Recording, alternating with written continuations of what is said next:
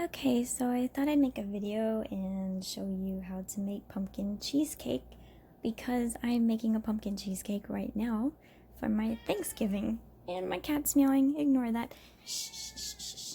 So, anyway, it's very easy. I don't know if you've ever made cheesecake before, but if you haven't, you might be surprised by how easy it is. So, the first thing you're going to do is you need 16 ounces, which is a pound, or 2 of these packages that you can normally get of cream cheese, and it needs to be very soft. So what I did is I'm making apple cider right now in the crock pot and I just please I just put the packages of cream cheese on top of there so they could get nice and soft. So anyway, if they're not soft, the problem is they will actually not all of the cream cheese will mix in, and it'll get like, how do I say that, like chunks of unseasoned cream cheese in your cheesecake, so you don't want that. Anyway, so there's 2 packages of softened cream cheese, and you're also going to need a cup of brown sugar, and I'm going to mix that first.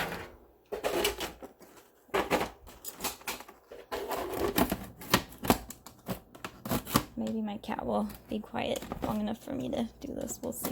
Uh-oh. See, I need a tripod. Okay, there we go.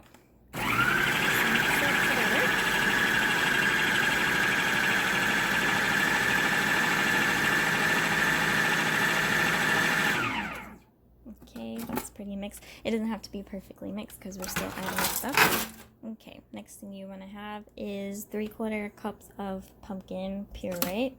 This is not the pumpkins, like pumpkin pie mix that's already got the spices and everything. This is just pumpkin puree. And you also need a teaspoon of pumpkin pie spice, and if you see the white flecks on top of there, that's because I just put a pinch of salt, like kosher salt, in here. And I'm just gonna pour the rest because I had that sitting on a little plate. And let me mix that in. I'd like to mix it in stages. I think that everything gets mixed better if I do it that way.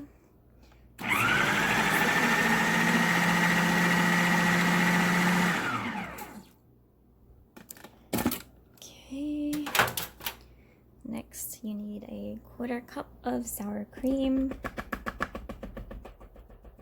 You might be wondering, can you make this lower fat by using lower fat ingredients? Well, yeah, you can, but I feel like if you're gonna have cheesecake, it's already a fattening dish. You might as well go for it, honestly. Just have a little bit. That way you have a little bit of something that's really good instead of more of something that's not as good.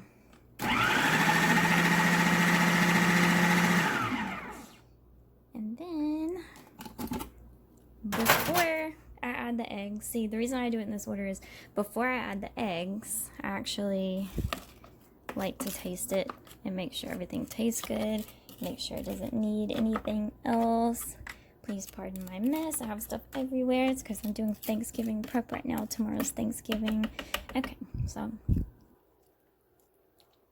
tastes awesome. Okay, so next thing you need is 3 eggs. Okay.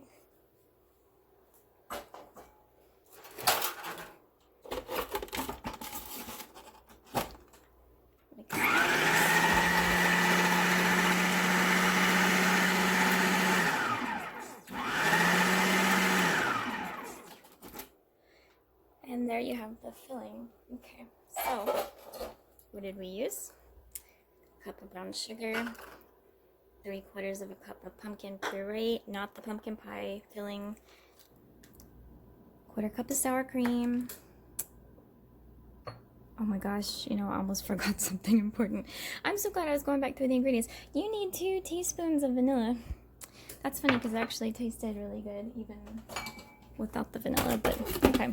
Let me mix that again. 2 teaspoons of vanilla. Okay, it's gonna be even better now.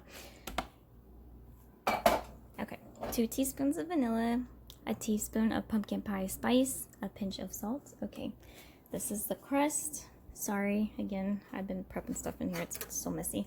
This is 24 ginger snap cookies. I just blended them in the same food processor I'm using right now. And then I put a 1/4 cup of melted butter in there, mixed it together.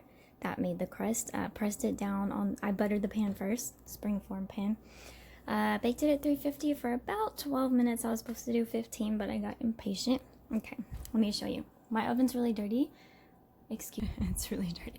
I put a pan of water in there. I don't like to do a water bath. I find that no matter what I try, it leaks anyway. I know there's lots of like hacks for that, but I don't feel like messing with that. So just put your pumpkin filling. I don't know if I can do this with one hand. I don't think I can do this with one hand. Okay, so hold on. I'll just put, you know.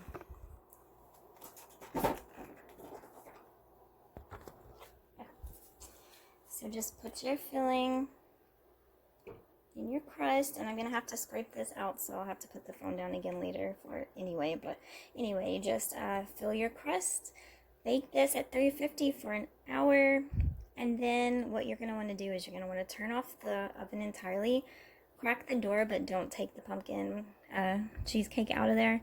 Leave it in there for a couple hours to cool down completely, and that should help keep it from cracking. Of course, that's what the water bath is for. But since I'm not doing the water bath, this will have to do. And that's it. Cool it completely. It's a lot better cold. Obviously, if you had cheesecake, you know that's the case. And yeah, it'll be really good. I'll be posting a picture of the final product to my cooking blog and to the Facebook page, so look out for that. Bye.